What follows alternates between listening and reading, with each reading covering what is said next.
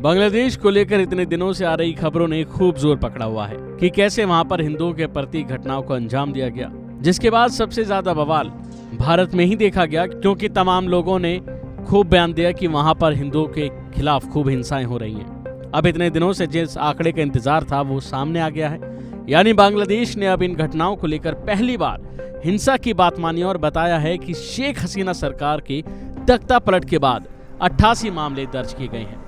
तो चलिए आपको बताते हैं कि आखिर बांग्लादेश ने क्या बात मानी है। बांग्लादेश की सरकार ने आखिरकार इस बात को मान ही लिया है कि शेख हसीना की सरकार का तख्ता पलट होने के बाद अल्पसंख्यकों पर हमले बढ़ गए। बांग्लादेश सरकार ने माना है कि शेख हसीना की सत्ता जाने के बाद देश भर में सांप्रदायिक हिंसा की घटनाओं के 88 मामले दर्ज किए गए हैं। अंतरिम सरकार के प्रमुख मोहम्मद यूनुस के प्रेस सचिव शफीकुल आलम ने बताया है कि सांप्रदायिक हिंसा की इन 88 घटनाओं में 70 लोगों को भी अरेस्ट किया गया है। शफीकुल आलम ने बताया कि 5 अगस्त से 22 अक्टूबर के बीच देश भर में अल्पसंख्यकों के खिलाफ हिंसा से जुड़ी तकरीबन 58 घटनाएं दर्ज की गई थी।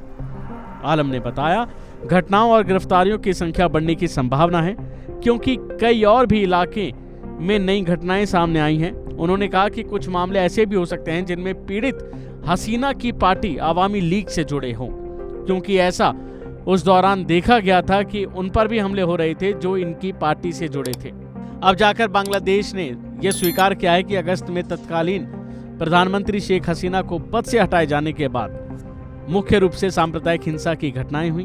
बता दें कि शफीकुल ने खुलासा ऐसे समय पर किया है कि जब एक दिन पहले विदेश सचिव विक्रम मिस्री ने बांग्लादेशी नेतृत्व के साथ बैठक के दौरान अल्पसंख्यकों पर हमले की अफसोसजनक घटनाओं को उठाया था। इतना ही नहीं, अल्पसंख्यकों की सुरक्षा और कल्याण से संबंधित भारत की चिंताओं के बारे में भी बताया था।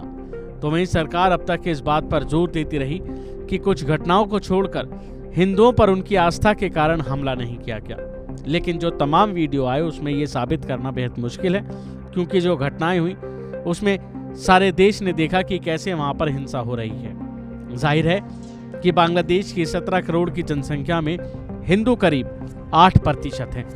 पिछले कुछ हफ्तों में बांग्लादेश में हिंदुओं और अन्य अल्पसंख्यकों के खिलाफ हिंसा की घटनाओं में वृद्धि हुई, मंदिरों पर हमले हुए। विशेष रूप से हाल ही में एक हिंदू संत चिन्मय कृष्णा दास की भी गिरफ्तारी हुई, जिसको लेकर भारत में भी खूब बवाल देखा गया।